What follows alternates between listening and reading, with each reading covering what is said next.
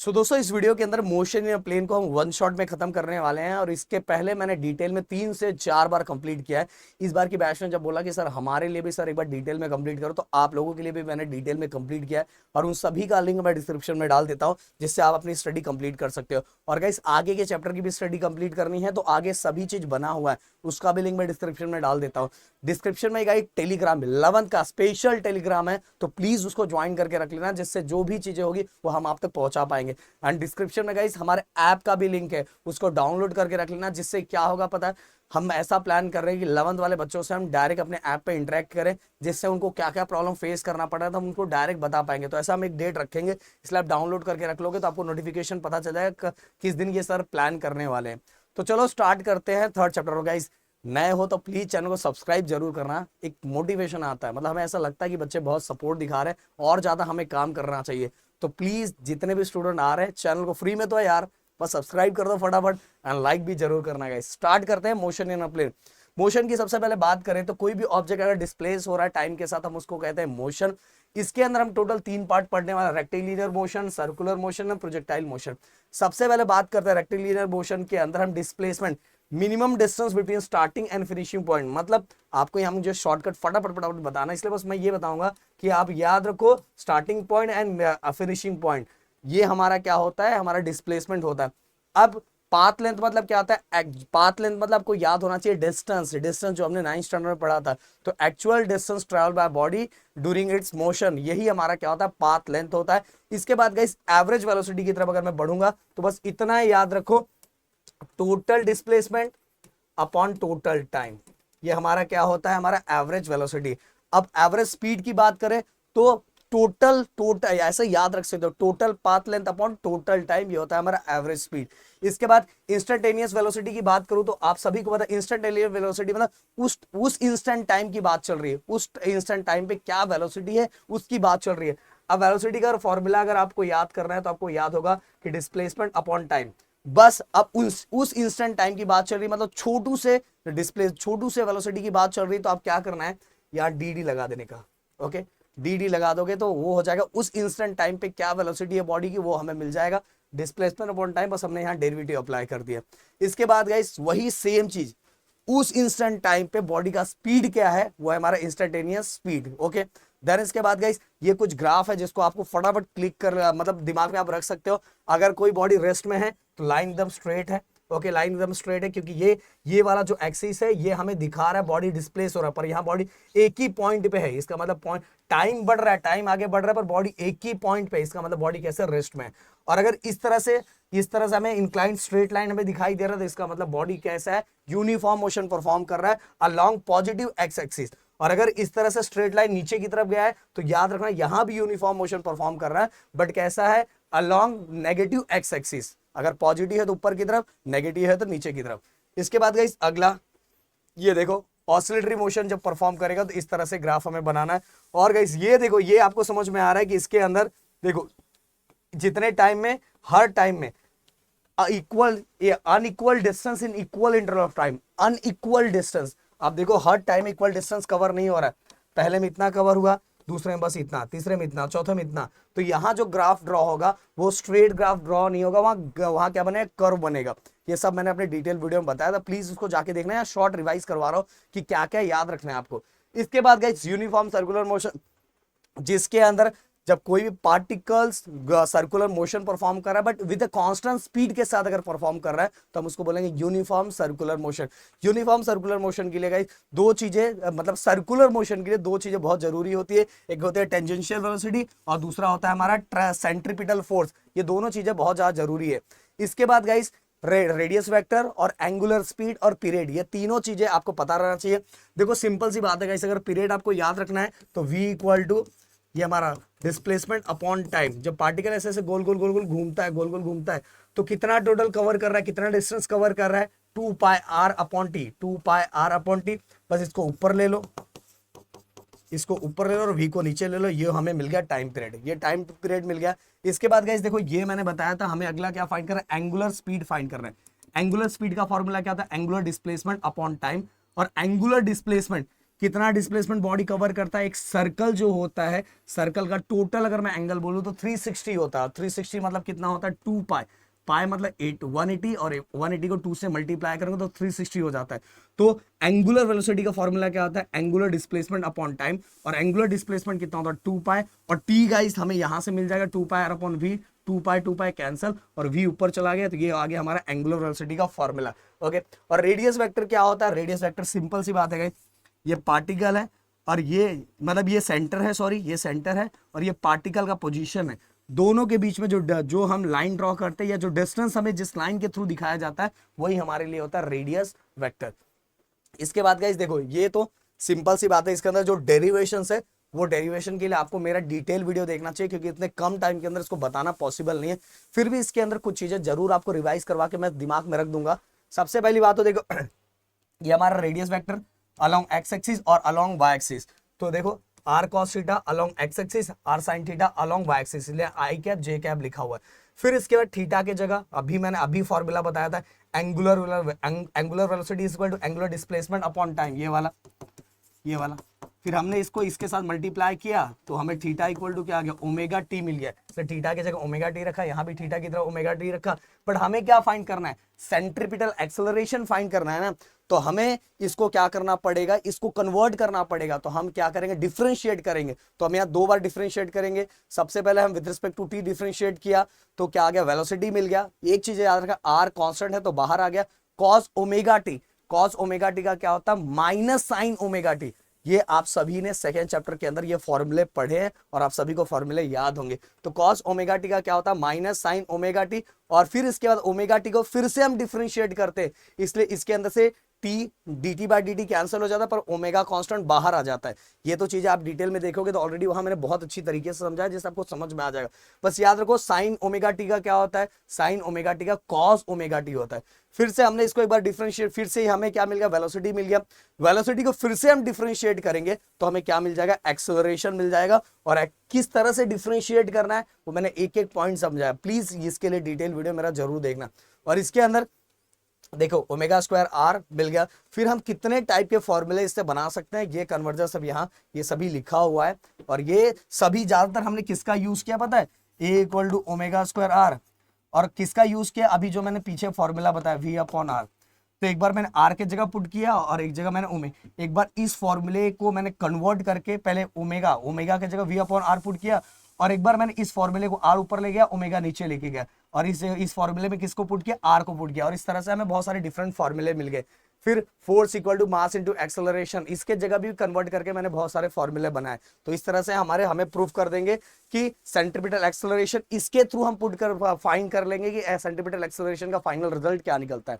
इसके बाद guys conical pendulum. Conical pendulum के अंदर आपको क्या याद रखना है? देखो कोनिकल पेंडुलम के अंदर याद रखना है कि ये जो टेंशन होता है, टेंशन को टोटल 2 कंपोनेंट में हम रिजॉल्व करते हैं। टेंशन को 2 कंपोनेंट में रिजॉल्व करते हैं, along x axis, along y axis. Along x axis होता है टी साइन थीटा, और अलोंग वाई एक्सिस होता है टी कॉस थीटा। ओके, और ये जो टी साइन थीटा होता है ये हम देता है हमें सेंट्रीपिटल फोर्स, और टी कॉस थीटा किसको बैलेंस करता है? जो पेंडुलम के साथ जो मेटल स्फीयर अटैच होता है, जो बॉब अटैच होता है, उसको बैलेंस करता है, मतलब वेट को बैलेंस करता है, वेट को। इसीलिए देखो टी कॉस थीटा, ये देखो इसको टी कॉस थीटा mg को बैलेंस कर रहा है, T sine theta centripetal force दे रहा है। अब हम क्या करेंगे? सेकंड को फर्स्ट से डिवाइड करेंगे तो टी कैंसिल हो जाएगा, यहाँ mm कैंसिल हो जाएगा, और sine theta upon cos theta क्या होगा? टेन थीटा होगा। फिर v की वैल्यू ऑलरेडी हमने पीछे पढ़ा था। ओके, पीछे हमने पढ़ा हुआ है। तो देखो 2 पाई अपॉन टी, फिर इसके जगह पुट किया, पुट करने के बाद इसको सॉल्व करेंगे, v 4 pi square r square upon t square. But अपने को क्या फाइंड करना है? अपने को कोनिकल पेंडुलम का टाइम पीरियड फाइंड करना है। तो गाइस ये ऊपर से ये डिवाइड में था, यहाँ चला गया। फिर इसके बाद अपने को ये आर मतलब आर स्क्वायर है आर, तो वो हमने कैंसिल कर दिया। बट हमें फाइंड क्या करना था? हमें टाइम पीरियड फाइंड करना था ना, इसीलिए ये ऊपर चला जाएगा और टेन थीटा नीचे चला जाएगा। अब हमें तो टाइम पीरियड चाहिए, तो स्क्वायर एक्स्ट्रा है तो स्क्वायर को इक्वल के साइड लेके गया तो स्क्वायर रूट हो गया। फिर कुछ चीजें बाहर आ गई, देखो 2 पाई, 4 का स्क्वायर रूट 2 होता है, पाई स्क्वायर का ओनली पाई होता है, तो अंदर आर टेन थीटा जी बचा है। फिर गाइस ये आर की वैल्यू फाइंड करेंगे, इसमें हम पाइथागोरस थ्योरम अप्लाई करके हम इसमें आर की वैल्यू निकालेंगे। ये हमारे लिए आर है, ये हमारे लेंथ है। अब इसमें अप्लाई करोगे तो साइन थीटा इधर है, अपोजिट अपॉन हाइपोटेनस।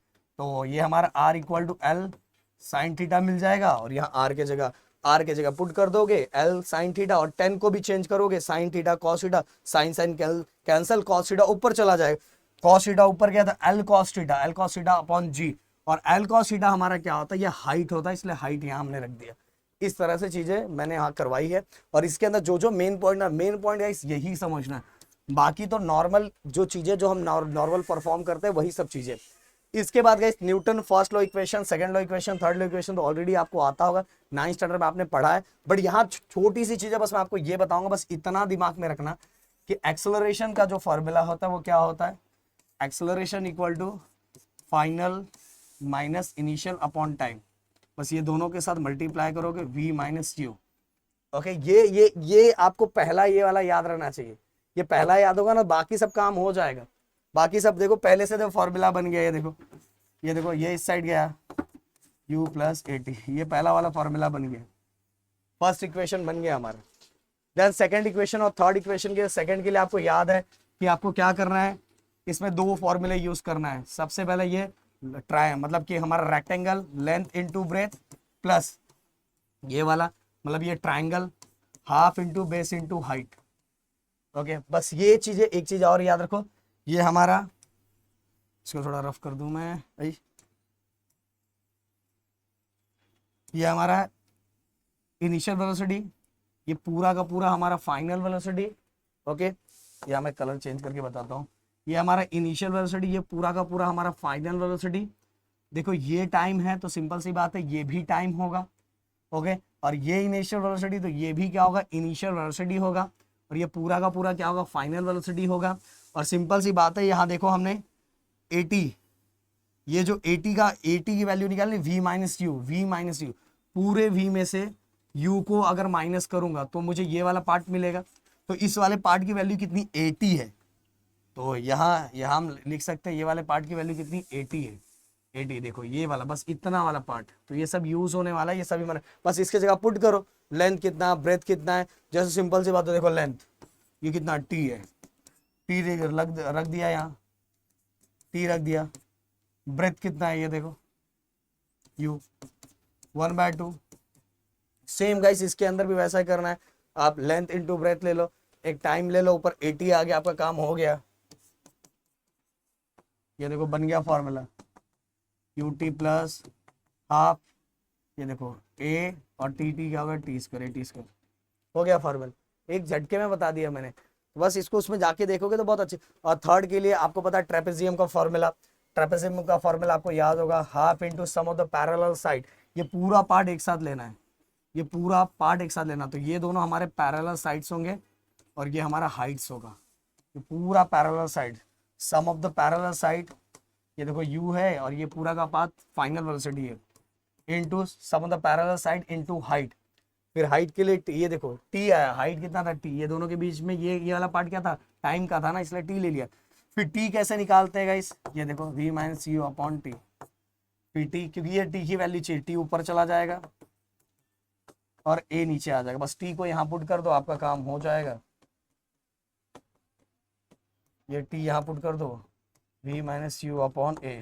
अब गाइस बस कुछ अरेंज करें, 2a इस साइड लेके जाओ, ये a square minus b square का फॉर्मूला हो जाएगा और फाइनल रिजल्ट हमारा आ जाएगा। ओके, इसी तरह था, और ये चीजें तो आपने 9th स्टैंडर्ड में भी की थी।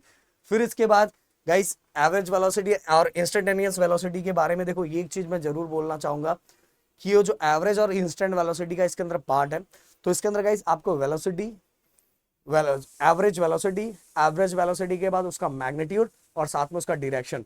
यहाँ जरूर ये चीज आपको बताना चाहूंगा कि जो मैग्नीट्यूड के लिए P square plus Q square plus, आपने याद किया होगा फॉर्मूला हमने लिखा था, P Q cos theta 2pq cos theta था, बट इसके अंदर कॉस थीटा 0 क्यों हो जाता है, क्योंकि यहाँ थीटा जो मतलब जो एक्स एक्सिस और वाई एक्सिस रहता है 90 रहता है, इसीलिए यहाँ चीजें 0 हो जाती है। इसलिए बस इसमें p और q की वैल्यू निकालनी है, तो ये जो वैल्यू आएगी ये p की है, ये जो वैल्यू आएगी q की वैल्यू, देखो p और q रख दिया। फिर इसके बाद उसका डायरेक्शन फाइंड करने के लिए ऊपर वाला पार्ट y रखना है और नीचे वाला पार्ट x रखना है, और ये किस तरह से मैंने सॉल्व किया है प्लीज इसको जाके डिटेल लेक्चर में देख लेना। और इसके बाद गाइस ये बहुत सिंपल है। ओके, इंस्टेंट वेलोसिटी के लिए सर ने हमेशा बताया है कि उसी पे डेरिवेटिव अप्लाई करना है। देखो ये देखो ये हमारा डिस्प्लेसमेंट अपॉन टाइम, बस हमने इस पर डेरिवेटिव अप्लाई कर दिया, ये एक्स एक्सिस का और ये वाई एक्सिस का। अब अगर मुझे इसका मैग्नीट्यूड फाइंड करना है तो ये हमारा p है, ये हमारा q है, तो इसका स्क्वायर और ये p का स्क्वायर और q का स्क्वायर। फिर इसके बाद गाइस इसी को अगर मुझे इसका डायरेक्शन फाइंड करना है तो ऊपर वाला जो पार्ट, ये वाला जो पार्ट है, ये वाला पार्ट, y वाला पार्ट ऊपर रखो और x वाला पार्ट नीचे रखो। ओके, और इसी तरह से एवरेज एक्सेलरेशन में भी मैग्नीट्यूड एंड डायरेक्शन फाइंड करना, और एवरेज एक्सेलरेशन उससे ज्यादा सिंपल है। एवरेज एक्सेलरेशन में मैग्नीट्यूड एंड डायरेक्शन और इंस्टेंट एक्सेलरेशन में मैग्नीट्यूड और डायरेक्शन अपने को फाइंड करना है। इसके बाद गाइस देखो अगला जो कॉन्सेप्ट अपना टाइम ऑफ फ्लाइट हो गया, टाइम ऑफ फ्लाइट के बाद मैक्सिमम हाइट हो गया, फिर हॉरिजॉन्टल रेंज हो गया।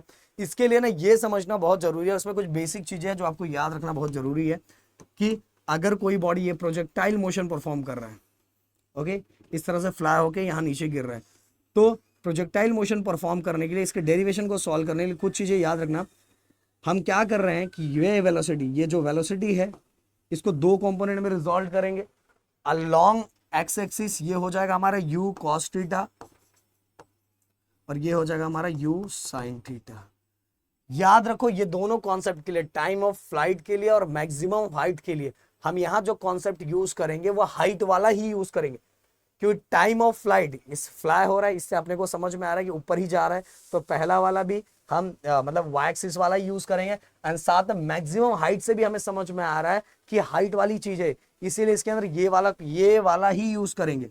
u मतलब यहां अगर वेलोसिटी, कहीं भी वेलोसिटी का फॉर्मूला पुट करना है तो u sin थीटा। और साथ में गाइस एक और चीज मुझे बताना है कि देखो इसके अंदर एक्सेलरेशन, अगर एक्सेलरेशन की बात करूं तो अगर हॉरिजॉन्टल ऐसे y एक्स एक्सिस से बात करूं तो हर जगह वेलोसिटी सेम हो, एक्स एक्सिस में, हाँ एक्स एक्सिस की बात कर रहा हूं, तो ग्रेविटी हर जगह एक्स एक्सिस पे वेलोसिटी क्या सेम होने के वजह से अगर मैं बात करूं एक्सेलरेशन अलोंग एक्स एक्सिस क्या होता है, जीरो होता है। बट अगर वाई एक्सिस की बात करूं ऊपर जब बढ़ता है तो ग्रेविटी उसको अपनी तरफ खींचता है, इसीलिए यहाँ क्या होता है -g होता है। तो ये तो हमेशा दो चीजें ही आपको हाइट वाली चीजों के लिए दो ही चीज यूज करना है, वेलोसिटी के लिए u sin थीटा और एक्सेलरेशन के लिए -g। वेलोसिटी के लिए u sin थीटा और एक्सेलरेशन के लिए -g। और हॉरिजॉन्टल की जब भी बात होगी तो हमें कौन सा वेलोसिटी लेना है, u cos थीटा। चलो अब ये चीजें मैं यहाँ दिखा दूंगा। देखो टाइम ऑफ फ्लाइट के लिए भाई ये वाले फॉर्मूले से स्टार्ट करना है। इसके अंदर फाइनल देखो टाइम ऑफ फ्लाइट, जब हम सबसे पहले इतना टी नॉट फाइंड करेंगे, फिर इसको हम 2 से मल्टीप्लाई कर देंगे तो हमें पता चल जाएगा बॉडी कितने टाइम तक फ्लाई कर रही थी। तो सबसे पहले यही हम फाइंड करते हैं। तो गाइस देखोगे जब बॉडी स्टार्ट हुई और यहाँ पहुंची तो फाइनल वेलोसिटी हमेशा क्या हो जाता है, जीरो हो जाता है। फाइनल वेलोसिटी जीरो होगा तभी तो बॉडी नीचे आएगा। इसलिए सबसे पहले Newton's first equation of motion use करते हैं हम टाइम ऑफ फ्लाइट फाइंड करने के लिए। तो इसके अंदर व्यू जीरो हो जाएगा। और यू मैंने बोला हाइट के लिए हमेशा क्या लेना, u sin थीटा। एक्सेलरेशन बोला हाइट के लिए क्या लेना, -g लेना।